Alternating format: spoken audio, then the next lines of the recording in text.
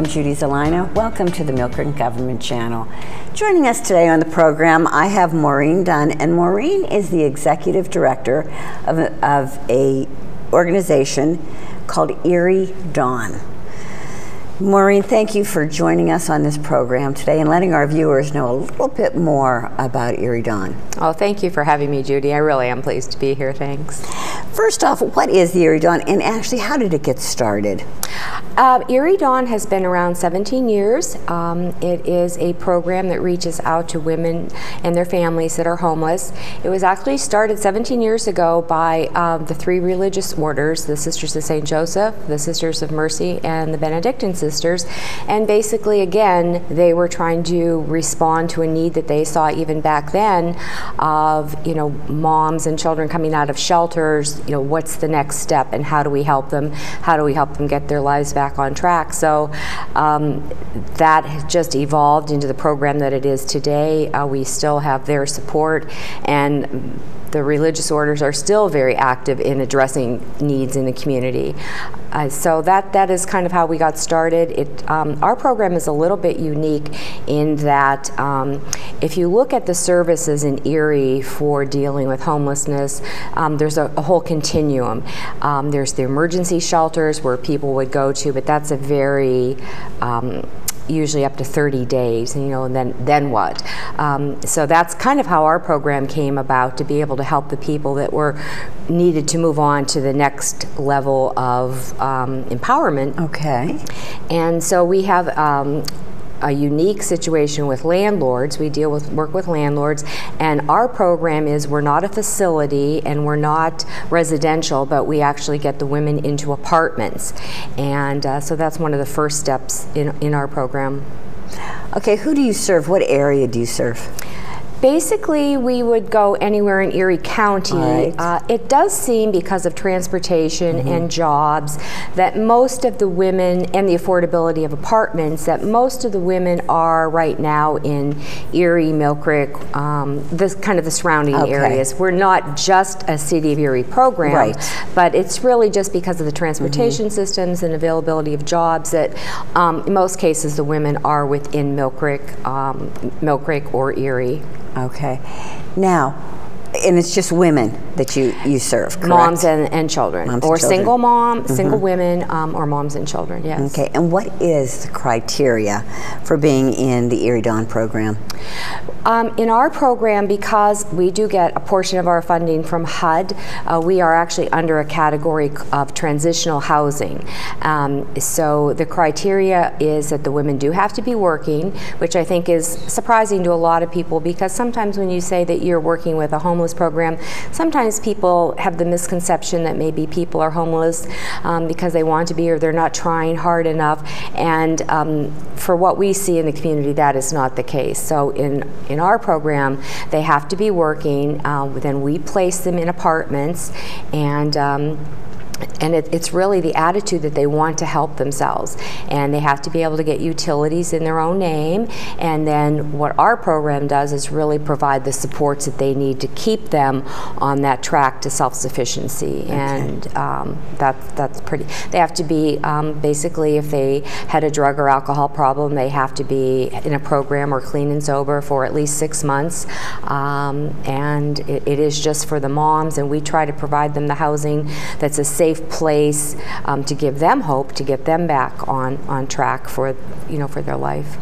And actually, though, what is the ultimate goal of the program? The ultimate goal is, and we have some great outcomes that show that, that if the women, they come in and they work the program with us and they keep moving forward, the ultimate goal is self-sufficiency and actually home ownership, or just having their own home, be it an apartment or home ownership. But it's total self-sufficiency, and we have great outcomes and great stories to support that too. Now, there's a lot of different key components that are, a lot of different components in the program. Let our viewers know what some of those are. Well, and again, as we said, this has been around for 17 years, and every element that we talk about as a key component, it's been there from the beginning. It's tried and true, and it's really a best practice. When the women come to our program, the first thing we do is we get them into the housing, and that just gives them the anchor of having a peaceful, safe spot in their world. And then our staff, we have a wonderful dedicated staff, provide them with the supportive services. We do budgeting, we do the home inspections, we do life skills, and every one of those could be a topic unto itself. One of the key components of our program is also mentoring. Every woman in the program has a mentor, and then we provide opportunities for them to do things together, or we do what we call the mentor match, and some people years later are still best friends. Really? And, yes. And a little aside to that is actually our board president right now, Karen Miller. She came to us as a mentor, and she was a mentor in our program. Her mentee graduated. They're still very good friends, and that's how Karen got involved as a mentor. Now she's on our board, now she's our president, and kind of once you get in with us, you're friends forever because of the relationships. And it's such an intense program. And we offer so many things for the moms and the children and the mentors to do together, but that is a very, very strong component of our program, and we know that really works. We're always looking for mentors as well too, because sometimes what happens is when the mentor is matched with the woman in our program, they usually kind of follow them. As I said, they remain friends, and so we're always looking for new mentors to match up with the women coming into the program. But it's a wonderful thing to see, and we've had so many testimonies and thank yous from the women that have been mentors, saying that how much they got out of it and what it did for them and what they learned. And it's almost, they were inspired by that spirit of resiliency and that spirit of empowerment that they got from the women in the families that they worked with. So it's really very nice. You also work with them to, like you said, make a budget, help with their finances. When you drill down to all the different situations and issues that the women are dealing with, whether it was abuse, whether it was whatever brought them to their homelessness, everything we do, if you don't have that financial support or those financial goals in place, it's very difficult to do anything else. So really the crux of a lot of the problems really turns out to be financial. Whether it's a single mom that is not getting support from the father of the child, then that puts that mother at risk to be able to do the right, to be able to support her family. So really when you drill down, so much of it is financial, which is really with everyone. Right. So one of the key components of our program is monthly budgeting. We sit down with them, we go through their credit report, we help them with debt repair, but one of the programs that we're starting now, it's actually kind of a financial social work program, and we're really very happy about that because it's actually a certified program and all our staff are certified in it, but it's almost the umbrella of everything we have been doing because it really ties your social, emotional, physical goals together and really provides hope, and that's really what we're all about too. So you can't just sit down and, it's not just about paying your bills on time every month, but it's thinking of the future and what's your hope for the future and what are your goals. And in most cases, the women in the program really haven't had anyone that's really taken the time to do that and acknowledge them as a person and give them hope and kind of treat them with the dignity, and many of them have never thought about past this week or this month, and so that is really a key component of the program as well. And I think a lot of them have not been taught how to make a budget, exactly, how to stick with a budget. It just was a life skill that no one ever taught them. Exactly. So they never had that opportunity. Or they were in a controlled situation and everything was in either the husband or the boyfriend's name, and then all of a sudden they're not in that situation anymore, and then they're in debt because many times not because of their own fault, but they were in situations where their name was on something, and the house went into foreclosure, and now the mom and the children are homeless. So every situation that happens to everyone out there is really what the women in our program are dealing with. Now they also have children involved. Now you have activities for children. Oh yes, Family activities. And that is a key component also of the program. You know, we want to make sure that, you know, the children, if they're, you know, that they're in school, that they're in proper daycare, that they're, you know, cared for properly. If the mom is working, what arrangements do they have for that? And you know, that's one part of it. But the other part is, you know, we have activities. We have our summer picnics. We have art activities. We just had a great event not too long ago with some of the students from Gannon that came in and did a health fair. We had the fire truck there. So, you know, we're always providing opportunities, and it's great for the mom for socialization and for them to know that they're not alone. Right. And a lot of that is tied with, you know, we always invite the mentors to come. We are very fortunate to be gifted memberships to the zoo. We have sponsorships for the Erie Art Museum. So it's or the Children's Museum rather, and so it's just wonderful, all the opportunities that are provided. So we're always encouraging that as well too, because it's a big part of it. And I think it would be so difficult for a woman in this situation.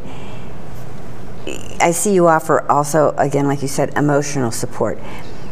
You know, they're not in this situation because they wanted to. It is based on you know, events that brought them to this situation that were out of their control. And sometimes things just spiral. Exactly. And they don't know where to turn. Exactly.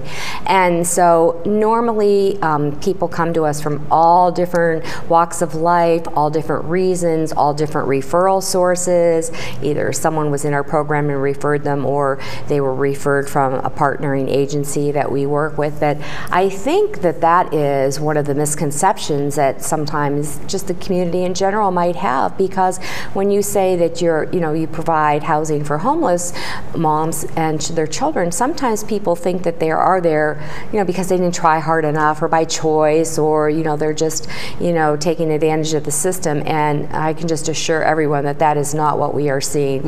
And really and truly, I have a wonderful staff. But they are inspired every day too, when they see what the moms and the children overcome, the resiliency, and you know, that's inspirational for us. But when you look at and hear their stories, it could be any one of us at any time. I mean, it could be a paycheck away, it could be a divorce, it could be medical issues, a foreclosure that just brings people to situations that in their life they never thought that they would be in. So I think that that is something to keep in mind. And I also think when it comes to our supporters, and once they kind of hear our story, the story of the women and how hard they are working and what they are doing to make themselves better, to get better jobs, to go back to school, our outcomes and our success stories are absolutely amazing. And I think that inspires our supporters to want to do more as well too. Now, Maureen, how do you know that the program has had a long-term impact? Well, we have been around for 17 years. We know the people that we've helped. Actually, we have just finished, I would call it a fact sheet, because so often, you know, when you're going out and you're talking, many times you're talking about the sad situations or how hard the people had it. But now what we're trying to do is really get the message out there of the outcomes, just like you're asking about, and knowing that, you know, one of our true situations is literally a year ago, a woman came to us. She was working, 2 beautiful children, sleeping in her car, sleeping on the porch at friend's house, you know, just had a dysfunctional family, no place to go. But this woman had the spirit that she knew she wanted to make a better life and do the right thing. And so she feels very fortunate that she was connected with us. We got her into an apartment. Now she's still working full-time. She's in the nursing program at Penn State Barron. And this is within a year, just because if you roll it back, that a landlord agreed to give us an apartment at a reduced rate. We got her into a program. We gave her hope and we believed in her. And then when someone has a safe place that they can be living in, it just allows other things to kind of fall into place in their life. With the supports, and you know, then also it's incumbent on the Erie Dawn staff to know what's out there too, to help with, what programs we can get them connected with, what resources, and that helps too. But another woman was, her story was horrific. Came to our program, stayed with us for 2 years, graduated. Now she is a manager at a local restaurant. We have another one of our top stories. A couple of years ago, one of our graduates came back to us, and she was a young girl that really wasn't maybe even a fit at the beginning for the program, but they took a chance on her. A very young girl, single mom, was pregnant at the time, had the child, got a job, and just kept moving forward. Came back 2 years later. No, 2 years ago, rather, I'm sorry. And she is now a partner at a financial planning company in Texas. Came back and presented us with a check for $10,000. And she goes all over the world and talks. She's part of what's called the $1 Million Roundtable Association. And she goes all over the world to talk, and she still attributes her success to Erie Dawn believing in her and giving her a chance and holding her accountable. And really, those are the key components of the program. First of all, we take a chance on who we bring in, and we hope that it works because we want it so much for them, because we know if they stay with us and do all the right things, what the possibility can be for them. And that's what she did. And that's an extreme success. But we have other people that have overcome just as much, and really in their own lives have gone just as far. So, and I think every success, no matter what, is an extreme success. It is. Thinking of where they started from. But I like the fact that you brought up the point of accountability.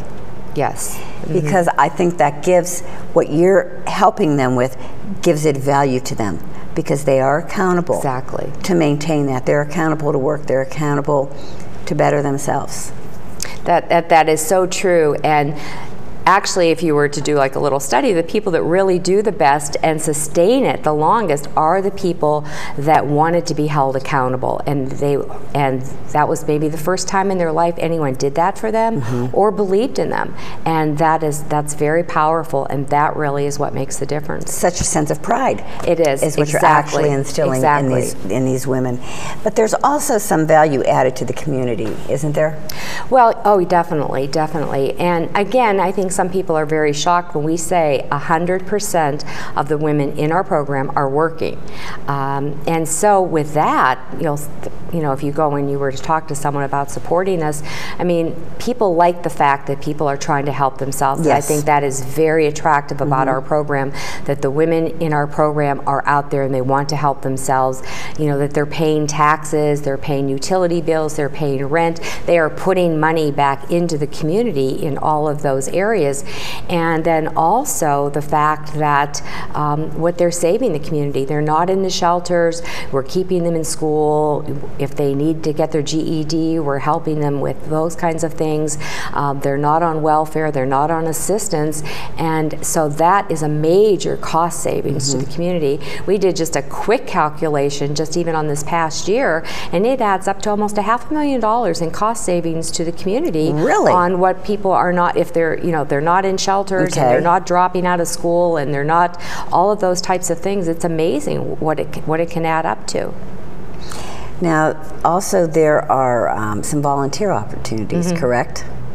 Oh, the volunteers are the key to our success.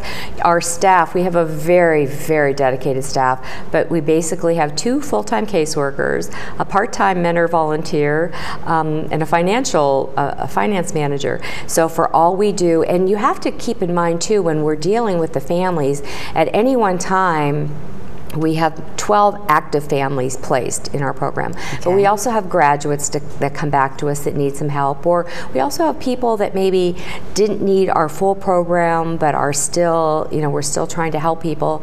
But the fact that we are dealing with every aspect of their life, that's not just the moms, that's the family.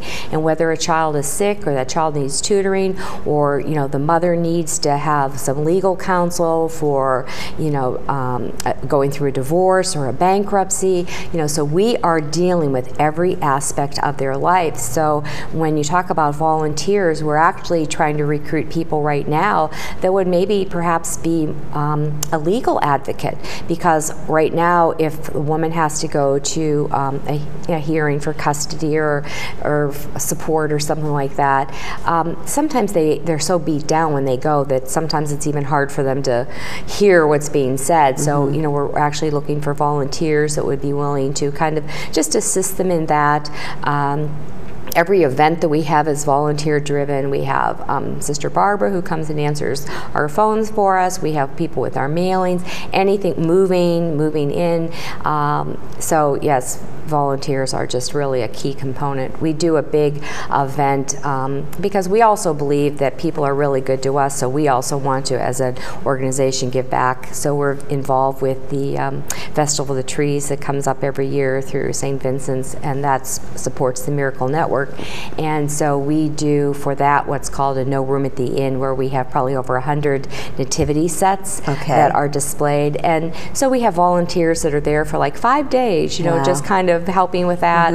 We were just at the Women's Expo, and we have volunteers for that. So they are just, we could not do what we do without having the volunteers. So if anybody is interested in volunteering for the program, how would they contact you? We have a great website, and they can eriedawn.org or call our office 453-5921. And we're having our Christmas party. Will be, we need help with that.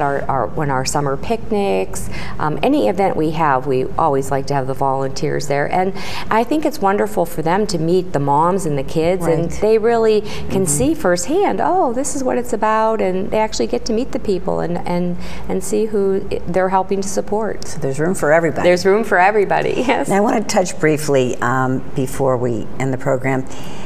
We were talking a little earlier about unmet needs in our community.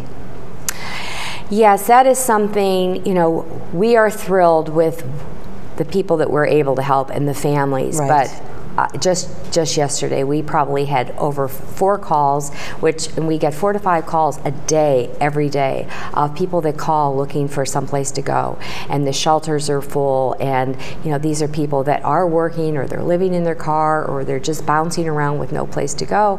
And that is one of the greatest needs that we see. I mean, the story is not just the people that we're helping, but I think the story is the people that are out there that still need help, that are kind of falling between the cracks. I do believe that there's more and more conversation about that, and we really stay connected with the organizations and the initiatives that are talking about these, because you can sit down and you can talk about, the poverty level or what the statistics are, but if we don't do something about that, then basically, we're shame on us, so to speak. But we are actually feel like we are addressing, we're part of the Erie Together, we're looking and we support those initiatives. I'm very happy to hear with United Way that they are really now addressing at a different level the issues, the poverty issues, which I do believe what we're seeing and we're hearing every day is now becoming more and more bubbling up to the surface and being talked about in the community. But I also see now that there's action with that as well too. And so I think there's a lot of wonderful people out there that are doing things and are supporting and are, very concerned about what's going on. But I feel right now that there's a lot of movement towards helping. Well, Maureen, this is a wonderful organization. It really is. Erie Dawn, I'm so glad you were able to join us. Oh, thank you. Let our viewers know that you're out there. Yes, and we appreciate that. What you do to help this needy niche in our community, and also what our viewers can do for you. They can of course make contributions, donations. Sure. They can volunteer their time.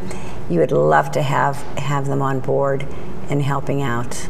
And I guess my final message would be to, because sometimes you can hear on the news and see in the paper and it does look like it's hopeless, but I guess just to give the message that there is hope and so many positive things are going on. And so, to be a part of that would also, I think, make people realize, wow, I'm a part of something that's life-changing.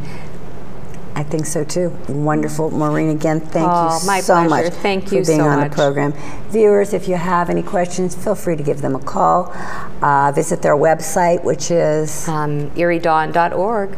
Okay, great website too, by the way. Oh, thank you. Answers a lot of questions. It does.